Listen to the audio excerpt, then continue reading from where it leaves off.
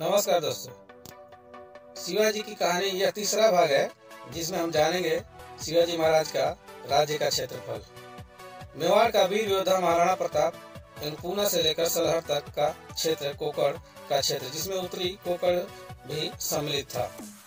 पेशवा मोरोपंत पिंगले के नियंत्रण में था। उत्तरी कन्नारा तक दक्षिण कोकण का क्षेत्र अन्नाजी तत्वों के अधीन था। दक्षिणी देश के जिले जिनमें सतारा से लेकर धारवाड़ और कोपाल का क्षेत्र था, दक्षिणी पूर्वी क्षेत्र के अंतर्गत आते थे और दत्ताजी पंथ के नियंत्रण में थे। इन तीन सूबों को पुनः परगनों और तालुकों में विभाजित किया गया था। परगनों के अंतर्गत और मेजे आते थे। शिवाजी ने अपनी एक अस्थायी सेना बनाई थी।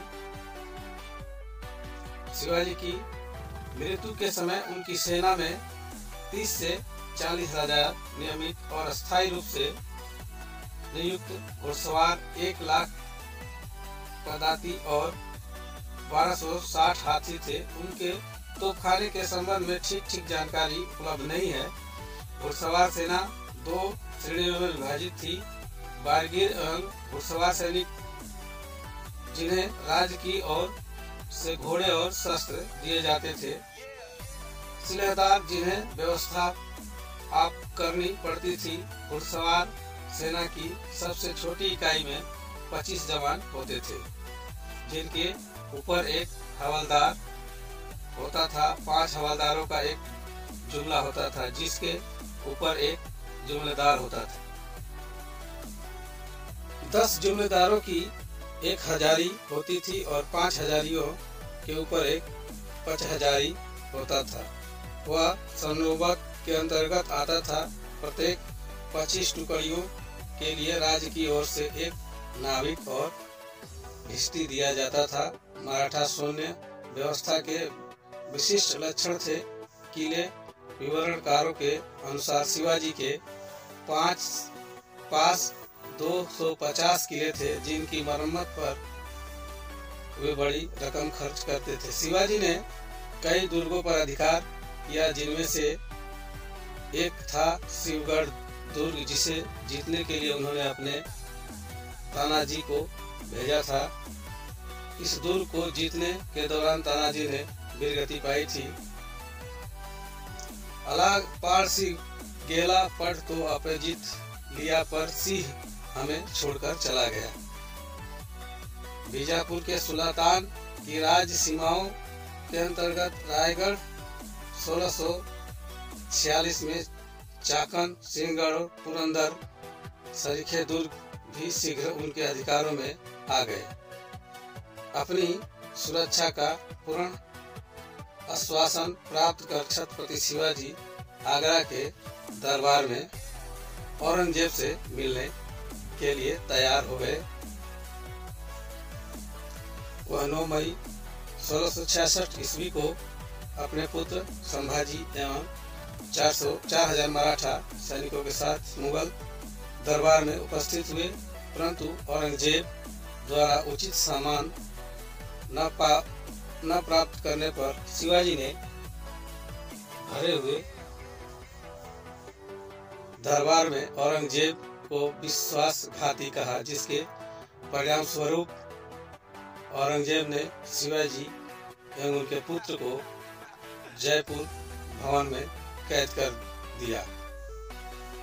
वहां से शिवाजी 13 अगस्त 1666 ईस्वी को फलों की टोकरी में छिपकर फरार हो गए और 22 सितंबर 1666 ईस्वी को रायगढ़ पहुंचे। कहते हैं कि छत्रपति शिवाजी ने ही भारत में पहली बार गुरिल्ला युद्ध का आरंभ किया था। उनके इस युद्ध नीति से प्रेरित होकर ही वियतनामियों ने अमेरिका से जंगल जीत ली थी। इस युद्ध का उल्लेख उस काल में रचित शिव सूत्र में मिलता है। गुरिल्ला युद्ध के एक प्रकार का छापामार युद्ध, मोटे तौर पर छापामार युद्ध अर्धसैनिकों की टुकड़ियों अथवा अनियमित सैनिकों द्वारा शत्रु सेना के पीछे या पृष्ठ में आक्रमण करके लड़े जाते हैं। हिंदू पद बादशाही के स्थापक शिवाजी के गुरु रामदास जी का नाम भारत के साधु संतों एवं वृद्ध समाज में सुविख्यात है। उन्होंने दासबोध नामक एक ग्रंथ की रचना भी की थी, जो मराठी भाषा में है। संपूर्ण भारत में कश्मीर से कन्याकुमारी तक उन्होंने 1100 मठ तथा अखाड़े स्थापित कर स्वराज स्थापित के लिए जनता को तैयार करने का प्रयत्न किया। उन्हें अखाड़ों में स्थापना का श्रेय जाता है, इसलिए उन्हें भगवान हनुमान जी का अवतार माना गया। जबकि वे हनुमान जी के परम भक्त थे। छत्रपति शिवाजी महाराज अपने गुरु से प्रेरणा लेकर ही कोई कार्य करते थे।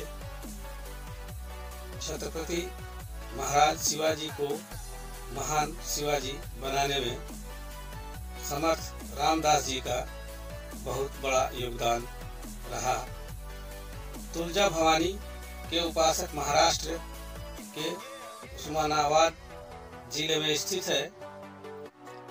तुलजापुर एक ऐसा स्थान जहां छत्रपति शिवाजी की कुलदेवी मां तुलजा भवानी स्थापित है, जो आज भी महाराष्ट्र एवं अन्य राज्यों के कई निवासियों की कुलदेवी के रूप में प्रचलित है।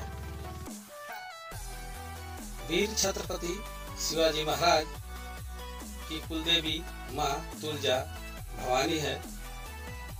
शिवाजी महान उन्हीं की उपासना करते रहते थे। मान्यता है कि शिवाजी को खुद देवी मां ने प्रकट होकर तलवार प्रदान की थी। अभी यह तलवार लंदन के संग्रहालय में रखी हुई है।